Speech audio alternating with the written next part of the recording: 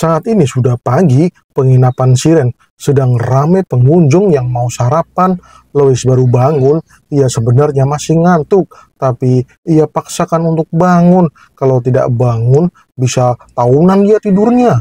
Lucia pun bertanya, apa Lois tidurnya nyenyak? Iya kakak, tidurku nyenyak sekali. Lama nggak nempel kasur soalnya. Tapi ternyata Han dan Hani sudah bangun. Mereka sedang makan-makan. Sama si Pablo lagi makan-makannya. Buset dah, Lois pun menanyakan terkait kapal yang akan mengantarkan mereka ke benua musim gugur. Pablo menjawab kalau kapal yang menuju ke situ akan berangkat 2 minggu lagi. Masih lama, Master. Oke, siap. Kerja bagus, Pablo. Terus bagaimana dengan eliksirnya? Apa kau mendapatkannya? Maaf, Master. Sepertinya tidak mudah mendapatkan eliksir di sini. Soalnya barang seperti itu sangat langka di kota Lufhagen. Aku sudah mencari berbagai pedagang, tapi mereka tidak memilikinya. Lois pun memahaminya. Di benua ini memang susah nyari potion eliksir, padahal di benua musim semi ada banyak banget. Malahan di sini malah kosong. Tapi Lois memang butuh eliksir untuk perjalanannya ke benua musim gugur. Soalnya kalau naik kapal butuh 2 bulan perjalanan. Kalau nggak ada eliksir, bisa-bisa kaum naga kelaparan. Bakal ngamuk dah kalau kelaparan. Akan aku usahakan lagi, Master. Aku akan mencarinya kembali. Barangkali ada pedagang lain yang ada menjualnya. Yang penting ada duitnya, Master. Itu sih yang sekarang kita butuhkan untuk mencari eliksir. Duit mah gak usah kau permasalahkan. Kau minta saja sama Finn. Ketika sedang ngobrol, tiba-tiba ada ayam besar yang ditaruh di meja. Pablo kaget, Lois juga kaget. Ayam apa itu gede banget? Itu sarapan kalian semua. Silahkan dimakan ya. Ini adalah Cocktrace Jumbo dari ladang Mintine.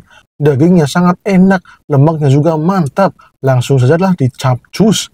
Waduh, aku tidak bisa sarapan daging seperti ini. Pagi-pagi gini perutku bisa melit kalau makan daging. Apa kau memiliki nasi atau gandum gitu? Nasi goreng ini buat paman saja ya kalau gitu. Ayam cocktailnya buat Lois, Han dan Hani juga. Tapi karena tergiur, Pablo pun mengambil potongan kecil dari daging ayam cocktail. Dan ternyata setelah dimakan, wah, wah, wah, ini makanan rasanya sama persis seperti yang dibuat ibu kalian ya. Orang tua kalian mengajarkan memasak yang hebat. Mantap dah, aku jadi mengingat masa lalu. Rasanya benar-benar luar biasa, Mauna. Sudah lama aku tidak memakan dengan rasa seperti ini. Kalian memang luar biasa kalau urusan memasak. Ini memang resep ibu, tapi Lucia yang meraciknya. Aku mah cuma masak doang. Lucia lah master chef sesungguhnya. Walah begitu ya. Kenapa Lucia jadi chef?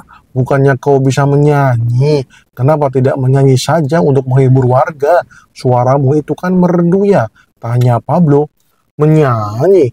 Apa di sini ada teater atau panggung untuk bernyanyi? Tanya Lois. Setiap kota ada, Master. Panggung pertunjukan untuk menyanyi atau pertunjukan untuk teater. Lucia dulu sering menyanyi dan aku selalu merasa tenang dengan suara merdu dari Lucia. Lois pun ingin minta lagu untuk menyenangkan suasana pagi.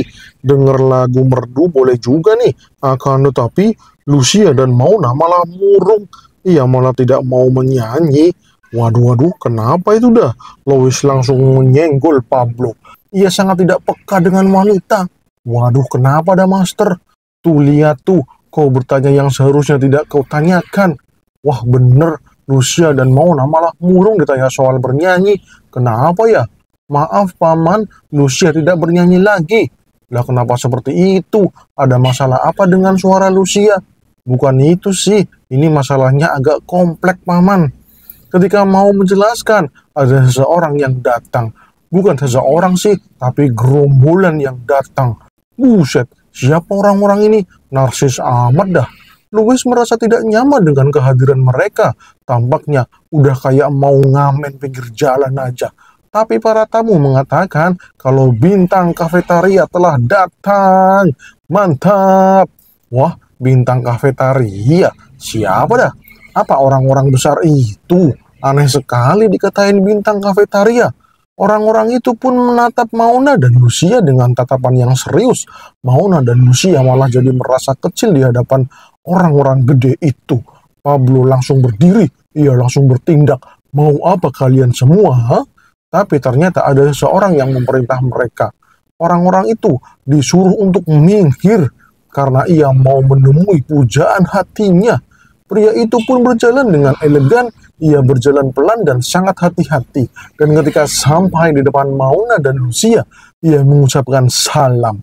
Selamat pagi Nona Mauna, dan juga selamat pagi Nona tersayang yang menjadi pujaan hatiku, Nona Lucia tercinta.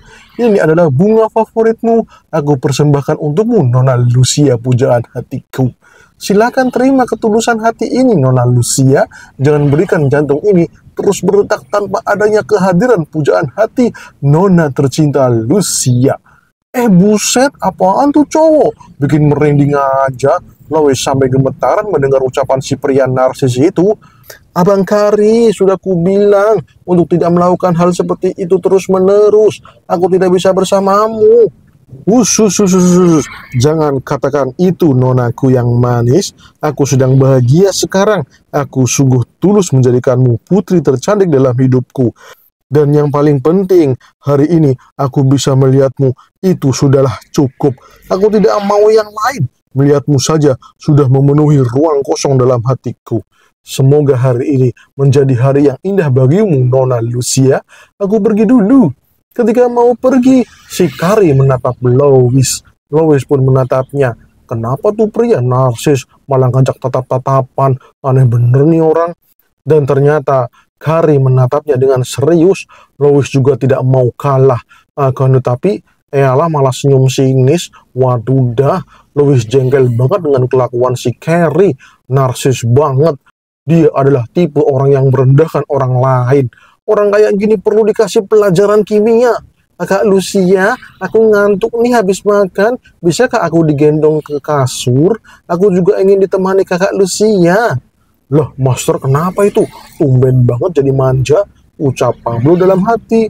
Lois pun digendong. Ia akan diantarkan ke kamarnya. Waduh dah, si Kari malah langsung mau dengamuk. Ia tidak terima. Ia juga pengen digituin sama Nona Kari. Ampun dah nih bocah. Anak kecil itu menantangku ya. Awas saja kau bocil, akan aku kasih pelajaran matematika. Karena tidak tahan dengan ulah Lois, Kari dan anak buahnya pun langsung pergi. Mereka langsung OTW keluar. Lois jengkel banget dengan narsisnya si Kari.